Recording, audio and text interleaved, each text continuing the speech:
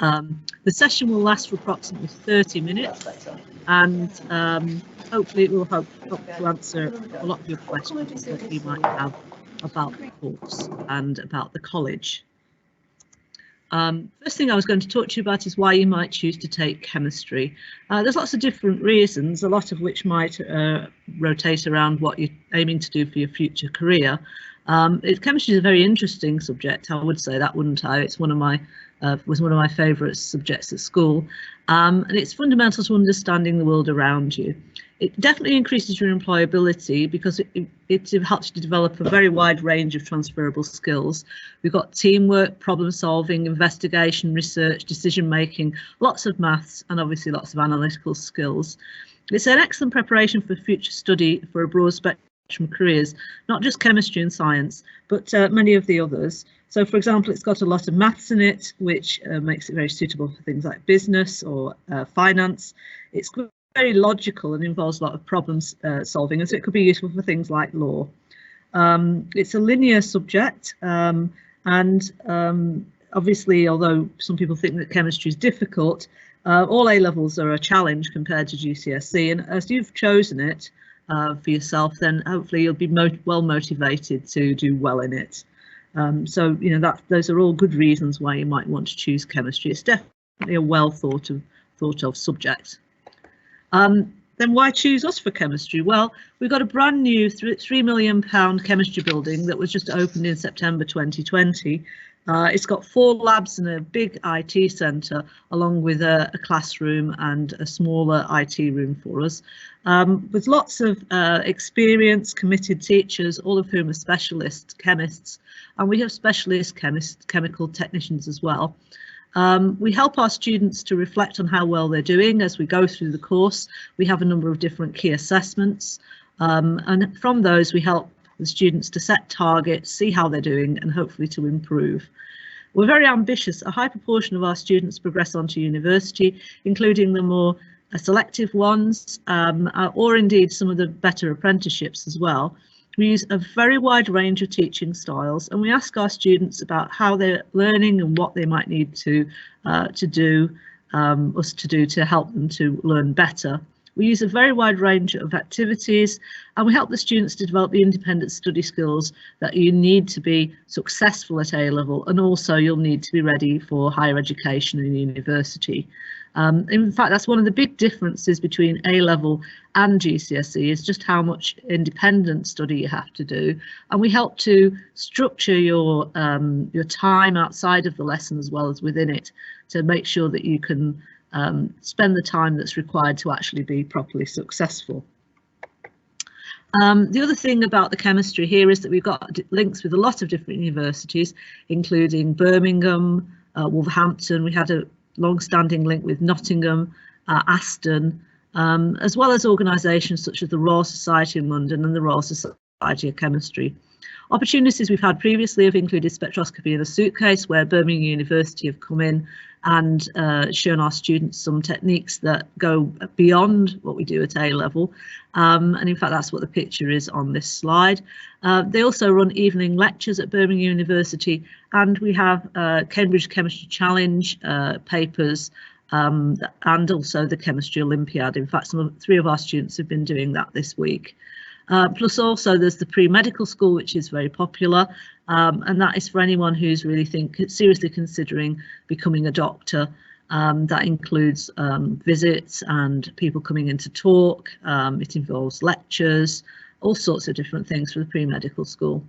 In previous years, we've had trips, including to the Royal Society Summer Exhibition in London, and that's very interesting because, again, you get to speak to real scientists about their research, and they're from all sorts of different universities, and they'll talk to you about what they're actually researching, how it's used, and also what their universities are actually like if you ask them about it. We do host talks from visiting speakers.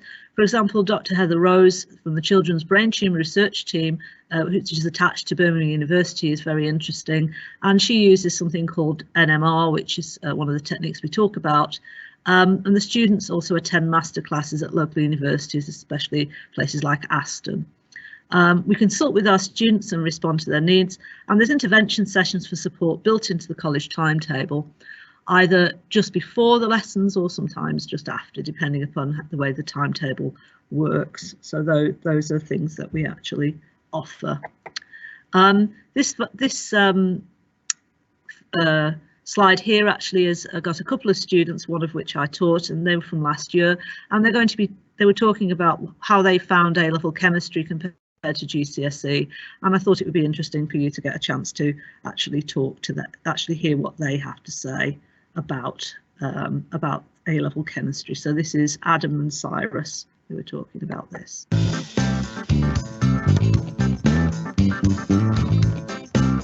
I like the complexity of the subject, as there's more interesting topics and modules that require you to understand more further than GCSE level. As before, we wouldn't really we just learn stuff, but not really understand what we're trying to do. So A-level chemistry is a satisfying subject, I think, because you understand why things are the way they are, and I think knowing about that's quite a powerful thing. It's much more intense than GCSE, more content, more application of knowledge, stuff like that.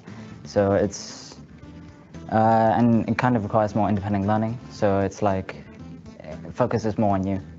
So it's different in the way there's more maths, but I don't think that's too bad if you understand why you're doing it, and you learn not just in school they just tell you, but now you understand why, and you go through how you understand stuff in chemistry A-level. Lots of math skills, so calculating and just equations and exam questions and stuff like that. A lot of application of knowledge and the longer essay questions and stuff like that, and just communication skills. So when you're doing practicals and you need that good chemistry. I think problem solving is a big one, because a lot of the questions are designed around problem solving and understanding what the question's asking. A-level requires more professional set of skills, so more than GCSE. So it's more advanced. More, yes, I said more maths, more understanding, why, rather than school just telling you, GCSE just telling you the answer. More practical work? Yeah, you do a bit more practical. Obviously, not too sure about now, the corona, but yeah, you do more. I was thinking going into chemical engineering, so which requires a lot of chemistry and finding materials that are good for solving problems. So if there's a physics problem that needs a certain material that has high tensile strength or something like that, it's to do with just creating new materials using chemistry, so reactions and stuff like that to just solve the problems that are required. I'm going to apply for biomed and chemistry. So actually, both of them do include quite a lot of chemistry. Obviously chemistry does, but biomed does as well. So even biology related courses, you do need chemistry, so it's a valuable A-level.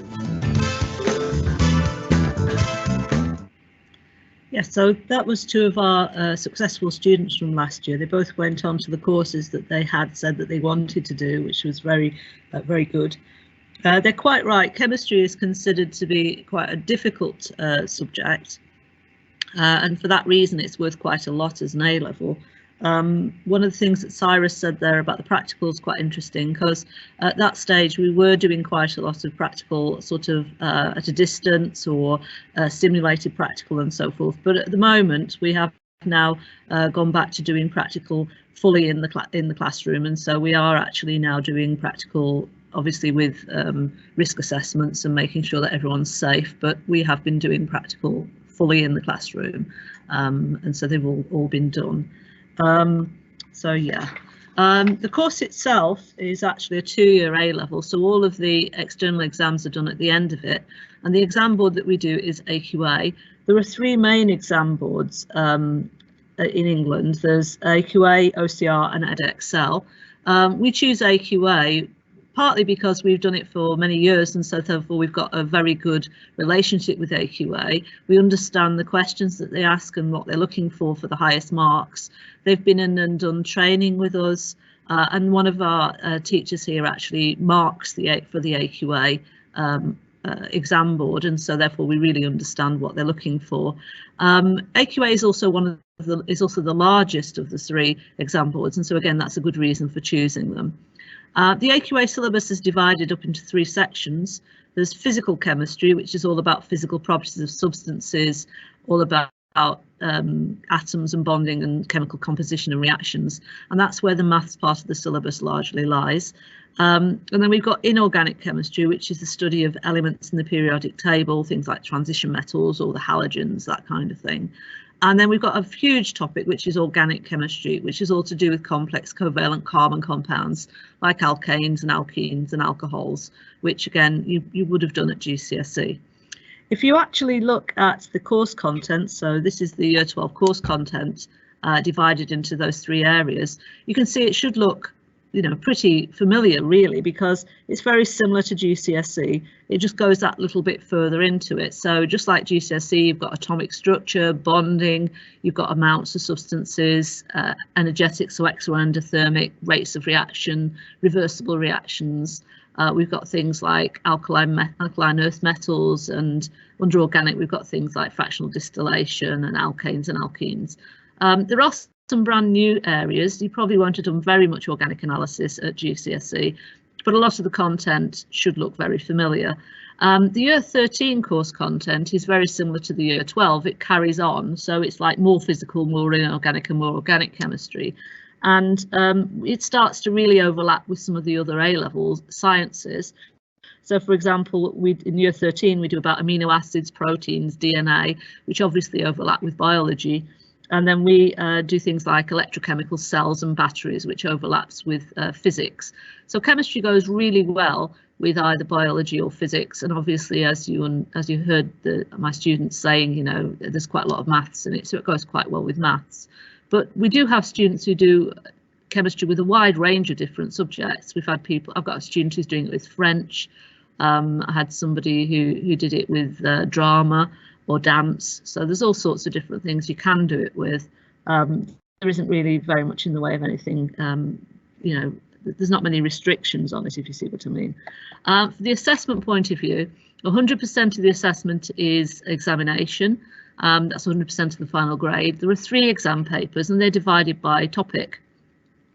So the first exam paper is largely inorganic chemistry and physical chemistry. The second paper is the organic chemistry along with a bit more physical chemistry. And then the third paper is everything. So it's described as being synoptic. We've then also got a separate practical endorsement with the 12 required practicals where you get a certificate, which is an endorsement to say that you've done the practicals and you've got those skills. We don't actually do the external AS exam. Instead, what we do is we have an internal progression exam around about April or May. The reason for doing that is because the AS doesn't actually really count towards the A-level in any case.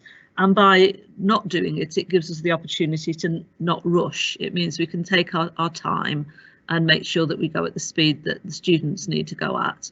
And also if there's a different way of teaching it, then we can also explore that as well. So that's why we don't actually do the external AS.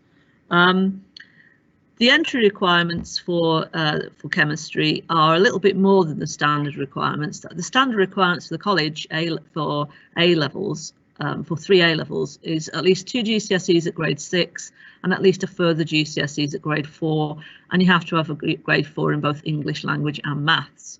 But for chemistry, because it's quite mathematical, you actually need a grade 6 in maths, and then either a grade 6 in chemistry and a grade 6 in biology or physics if you're doing separate subjects, or a 6/6 in combined science. So that's sort of the extra bit that you need. Now, if you found that you didn't quite meet our entry requirements, say you didn't quite make a 6 in maths. We do have BTEC applied science courses that we offer that where the requirements are slightly lower. We have single, double, and indeed the triple BTEC applied science, which would be, you know, a possibility if you found that you didn't quite meet the A-level requirements, and that's a good course as well that we teach on. Our students actually go on to do a very wide range of courses. This is only a very small number of them.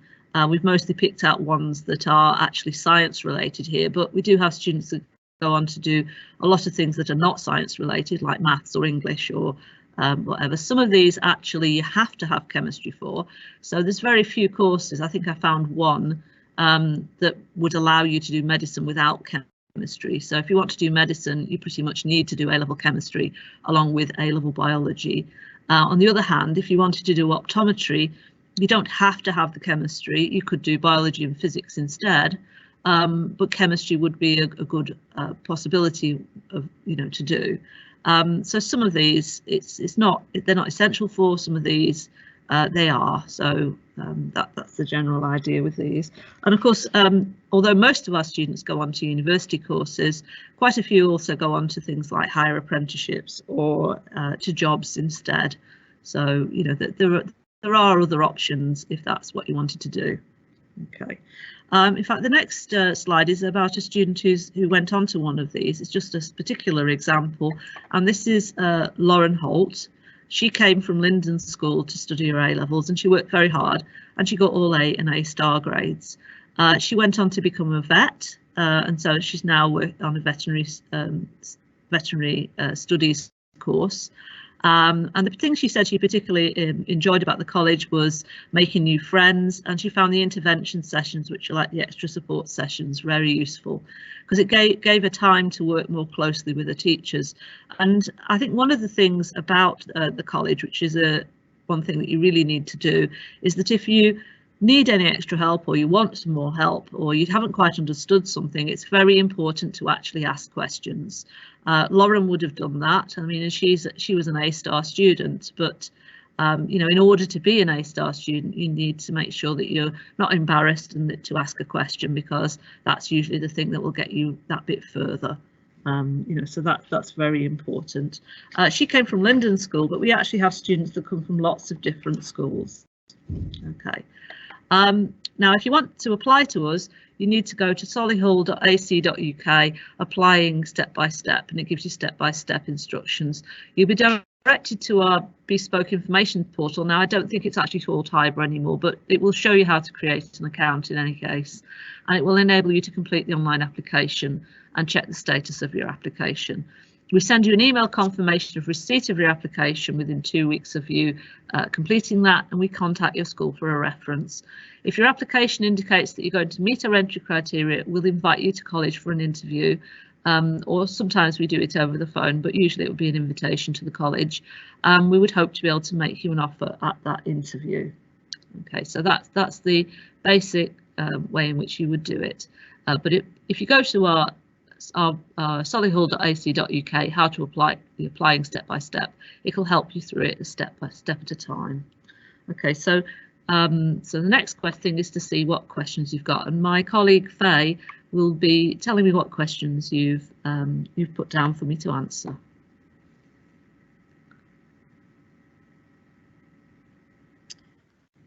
Hi, Hilary.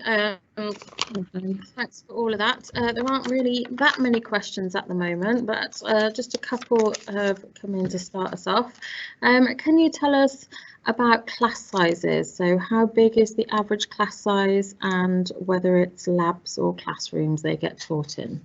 Well, it does depend upon the year that you're in. Our first year classes are very slightly larger than our second year classes, but I teach a class of 20. And my other class is 23. So I would say our average class size is probably round about 22. We have 4 labs and 1 classroom. So most classes are actually taught in labs. The labs seat a maximum of 25 students. So we wouldn't expect to go above that usually. I teach in the classroom upstairs, but I still have access to the labs when I need to do the practical work. So yeah, it does vary a little bit, but probably down in the low 20s, I would have thought. Okay, thank you very much. Could you also just tell us a little bit how we're supporting students in practicals who may not have the practical skills from the last year or so due to COVID? Yeah, well, obviously we really understand that that is the situation. And so we would be going very slowly, making sure that people really understood what was required of them, and basically helping to train them up. You wouldn't be expected to do a practical straight away by yourself. You'd expect that you would start off by doing the practicals maybe as a pair, so you could help each other and make sure that you knew what you were doing. We would probably demonstrate the practical beforehand to you so you could see how everything fitted together. And we certainly wouldn't assess you unless we'd explain very carefully what it was we were assessing you on. So if it was for safety, we would make sure that you knew where all this safety equipment was and what you were supposed to be wearing. We provide you with a lab coat and safety glasses, for example, or gloves if you need it. And I think really it's a question of just making sure that everybody's happy with it. We do understand that everybody is in that, well, most people are definitely in that type of situation, and so it's just to be sure that everyone's happy with it. And we do teach it pretty much from the start, and I think that's really the main points to do with that. Lovely, thanks very much. That's really helpful to know. Can you also tell us about what lesson resources there are? So whether students get given textbooks to use in lessons and maybe how much textbook work there is in class? Okay, well, every student gets issued with a textbook. We also have a subscription to something called Caboodle, which would give you an electronic textbook and extra resources as well. And we use sort of things like Seneca and various websites as well. There are textbooks that we can use in lesson time, but you know, very often what we will do is actually make notes or use PowerPoints that we've prepared ourselves, and we give the students sort of booklets of information and past paper questions and so on. A lot of the work to do with sort of knowledge-based type stuff you'd probably do before the lesson, so that therefore you might be prepared to come into the lesson to do sort of more difficult things like more questions and so on. So we do set pre-reading and preparation work as well. But the books are available, and you would have some at home as well. So yeah, they are actually available. Thank you. Another question that we've had is, what's the most difficult part of the maths? Well, I think the thing with the maths is that we do again teach it very much from first principles. So hopefully everything kind of becomes more clear. I think probably one of the areas people find most difficult are things like things to do with logarithms. So we do logarithms and anti-logarithms and so on, and we do things like plotting graphs and calculating gradients, and some of the students find that it takes them a while to get used to how to plot a good graph. But yeah, I would say probably those are the areas people find the most difficult. Great, thanks very much. Another question for you is, what does the pre-medical school enrichment involve? Well, there's quite a lot of different activities that take place with that. I believe that one of the things that they do is they invite in medical students from some of the local medical schools, and they also have somebody in to talk about things like, for example, how the different medical schools teach, which ones you might like to apply for, what the application process might be like. We also have somebody who specifically does things like help people with their preparation for an interview for pre-medicine. We have visits out to some of the local universities where they talk about particular medical type topics. So there's quite a variety really around that sort of area. I know it's one of the things that the students do find very interesting. It isn't something that you sign up for straight away when you come to us. Normally you would sign up once you were actually here. But yeah, that's the kind of things that they do. Great, thank you. We've had a question about what students should be doing over the summer. So once they get their results, to prepare them for the jump up to A-level before they start at the college. Right. Well, when you actually get your results, you'll have been to our Welcome to College session. So we will have at that point given you some summer homework, which will be something that you could work on beforehand. I mean, one of the best things I think you could do would be to look back at your GCSE notes and look at resources like BBC Bite Size, and maybe look to create summary sheets on some of the topics like moles or structure and bonding, maybe alkanes and alkenes. That way you'd have the knowledge sort of firmly in your head when you come to start your chemistry. There's quite a lot of good A-level resources as well, but I think you've got to be a little bit careful, because if you look at something that's aimed at somebody after they finish the course, it could be a bit off-putting. So my advice would be to look at the sort of BBC Bite Size. There are also some books that they produce that are sort of bridging books. They sort of help you to get between GCSE and A-levels. CGP certainly have one. And when you come to the Welcome to College, you know, we'll point that out to you as being possibly one that you might think about, you know, about buying or borrowing from a library. We do have a very good library at the college, and when you come and start at the college, you know, that will also give you access to a lot of other resources as well. So it's not just the ones that we give you that you can take home, but you do have the option of picking up extra there as well. Lovely, thanks very much. We've had a question about independent study. So asking what do you mean by independent study? Well, a lot of the independent study is around sort of practicing skills. We talk a lot about what skills you should consider, and they're things like, for example, practicing lots of exam questions, having a look at what kind of exam language you might need to do. It could be writing revision notes and so on. I mean, one of the things that we actually do is that we actually produce a revision timetable for people, and effectively it's like a planner. So it helps you to plan your time, and it gives you what topics you might want to revise each week. We also actually provide exam questions that go along with those, and then each week we'd also maybe have a follow-up little test to see that you've understood what we've asked you to do. So you really need to spend probably about the same amount of time revising by yourself at home, working maybe on topics that's about to come up so that you're ready, doing some pre-reading or going back over the stuff that we've already done to make sure you really understand it. And you need to do those kind of things if you're going to be very successful. I mean, one of the good things is because we do help you to structure your time, hopefully that will help you to be more effective at that, and so that should mean that you come out with a better grade at the end of it. And we have found it's one of the things the students have said that they've found particularly useful.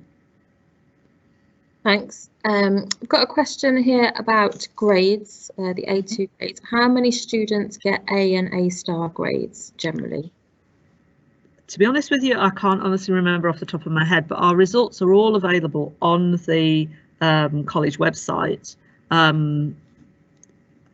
mean, lots of ours are related around what we call value added rather than A-level grades. The value added is based on what you would expect the students to get based on what GCSEs they got, and you know, the grades that our students get is pretty much in line what you'd expect them to get, if not slightly, well, if not rather more. Of course, if you go to a selective school, you would probably find that there would be a lot more people who might get A star grades, but then they haven't really accepted everybody in, and so we're more like trying to give everybody the best chance that we possibly could. Last year, of course, we had 100% pass rate, you know, and that was partly down to the COVID, but our pass rates were very good anyway. And I know in my class I had quite a lot of students who achieved A star grades, and I've had students who've gone on to do up to Oxford and on to Cambridge, in fact, as well. So it does vary, but I'm sorry, I really don't know off the top of my head the percentage of A's and A stars. I'll have to look that one up for next time. But yes, they're all freely available on our website, and you're more than welcome to have a look. Lovely, thanks. We just got one last one then to answer before we've run out of questions and out of time, I think. And that is, do you still have parents' evenings at the college? So do parents still get reports? Oh yes, we do. In fact, we've got a Year 13 parents' evening coming up shortly. We have mock exams this next week, and then after that we would be having parents' evening.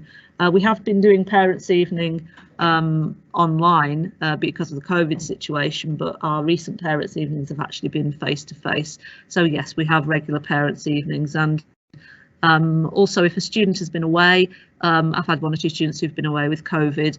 I've made sure that all of the material is actually available to them on. We have something called Teams, and so all of the files, all the things that are done in the lessons are there, and they've also had them all emailed home to them. And I've made contact with the students. We all do that just to make sure that they're happy, that they haven't missed anything. Lovely, thanks very much, Hilary. Well, that's us out of questions. And I think out of time, so thanks for answering all of those for us. Okay, that's good.